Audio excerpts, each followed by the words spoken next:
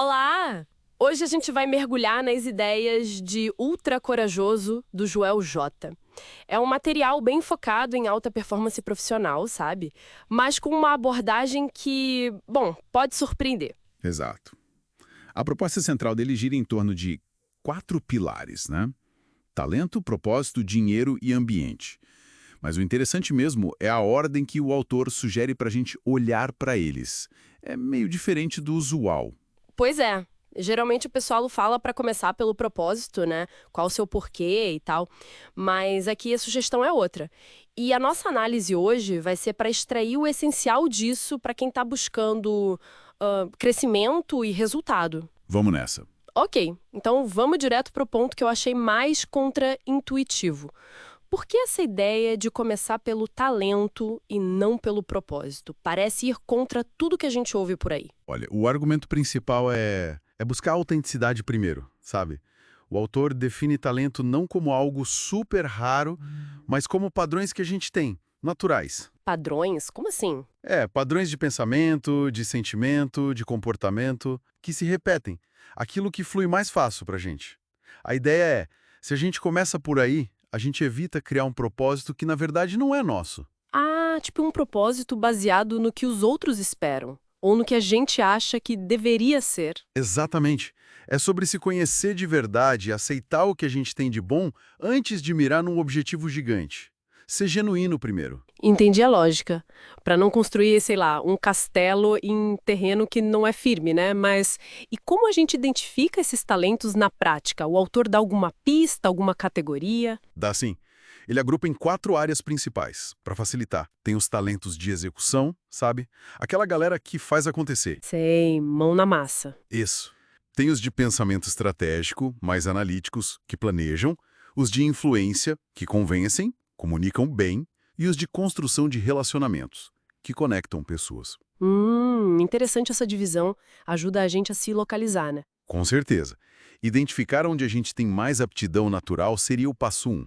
Mas, claro, ele bate muito numa tecla, o que lapida o talento é a disciplina. Ah, sim, não adianta só ter a inclinação, tem que ralar. Exato, o esforço constante para aprimorar. Tem até aquela frase, né? O esforço só perde para o talento se o talento não se esforçar. Boa. Certo. Então, primeiro a gente entende no que é bom de verdade, com esforço para lapidar. E só depois busca um norte. Como que o propósito entra aí? E como deixar isso concreto? Então, depois que a gente reconhece e começa a trabalhar esse talento, aí sim a busca pelo propósito fica mais significativa. Mas alinhada com quem a gente é de fato. Faz sentido. O propósito vira a direção, o porquê. Isso. E para não ficar só na ideia, ele sugere um sistema bem prático: meta, método e marco. É uma estrutura para tirar o proposto do campo abstrato. Meta, método, marco. Parece interessante.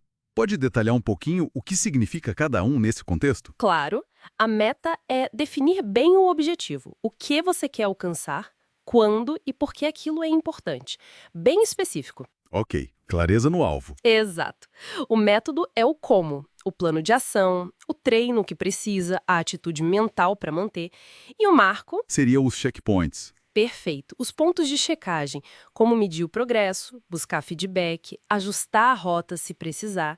É um ciclo, sabe? Para manter o foco e a direção certa. Dinheiro. Como eles entram nessa jornada que começou tão focada na gente mesmo? São menos importantes? Menos importantes não, de jeito nenhum. São vistos como suportes, essenciais, na verdade, para sustentar todo o resto. O desenvolvimento do talento, a busca do propósito. Entendi. E sobre o ambiente? Olha, a ideia sobre o ambiente é bem forte. Ele diz: ambientes extraordinários criam pessoas extraordinárias. A sugestão é ser ativo quanto a isso. Buscar ou até mesmo criar ambientes que puxem a gente para cima, que desafiem. E como fazer isso? Passa por ter uma postura de aluno constante, sabe? Estar sempre aberto a aprender. E buscar treinadores, que podem ser mentores, livros, cursos, qualquer fonte que agregue e estimule. Não ficar parado no mesmo lugar. Interessante essa visão ativa do ambiente. E o dinheiro? Que muitas vezes é um tabu, né? Como o livro trata isso? De forma bem direta, pragmática. como uma condição digna para a vida. É um meio fundamental, não o fim em si. O ponto crucial que ele aborda é a mentalidade. Mentalidade, como assim? Ele contrasta o que chama de mentalidade rica e mentalidade pobre. Não no sentido só de ter grana, mas de como se encara a vida financeira. Explica melhor. Quem tem a mentalidade rica, segundo ele, acredita que cria as próprias circunstâncias financeiras, foca nas oportunidades, age. Já quem tem a mentalidade pobre, acredita que as coisas simplesmente acontecem, foca mais nos obstáculos, fica mais passivo. Nossa, é uma diferença grande de perspectiva entre assumir o controle ou se sentir meio vítima das coisas. Exatamente essa a diferença. E para ajudar a gente a quebrar esses padrões, não só no dinheiro, mas na carreira, na vida, ele sugere uma ferramenta bem simples, mas poderosa. O questionamento "e se?". E se? Como funciona isso? É se perguntar constantemente: e se eu tentasse fazer isso de um jeito diferente? E se eu colaborasse com outra pessoa? E se esse problema for, na verdade, uma chance de algo novo? É forçar o cérebro a sair da rotina, sabe? Tipo, para destravar o pensamento? Isso, para explorar novas possibilidades. Por exemplo, tá com um projeto empacado. E se a gente mudasse a estratégia principal? Ou, e se a gente trouxesse alguém com uma visão totalmente diferente para opinar? É um exercício mental mesmo. Bacana. Então, resumindo a rota toda que o autor propõe. Começa se entendendo de verdade no talento. Depois, mira alto, mas com autenticidade, definindo um propósito. Usa uma estrutura para não se perder, meta, método, marco.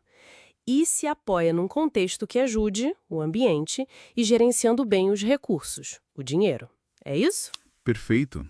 É exatamente esse o fluxo. E por baixo de tudo isso tem uma mensagem muito forte de valorizar quem a gente é. A nossa história completa. É verdade, ele fala bastante sobre abraçar as origens, as dificuldades, as cicatrizes, né? Sim, não como algo para ter vergonha, mas como parte do que torna a gente único, o nosso diferencial. Usar tudo isso como combustível, não como âncora. Isso deixa a gente com uma reflexão final interessante, né? Quer dizer, o que aconteceria se a gente parasse de ver nossa bagagem, tudo que a gente viveu, de onde a gente veio, como um peso e começasse a enxergar como a matéria-prima única que a gente tem para construir nosso próprio caminho? Exato. Aquela atitude de dizer, ok, essa é minha origem, essa é minha condição hoje, mas isso não é o meu destino final. Algo para a gente pensar, com certeza. Muito obrigado por assistir até aqui. Se quiser apoiar o canal, uma forma simples é adquirir o livro pelo link que está na descrição. Você não paga nada a mais por isso e ainda ajuda diretamente a manter esse projeto no ar. Nos vemos no próximo vídeo. Um forte abraço.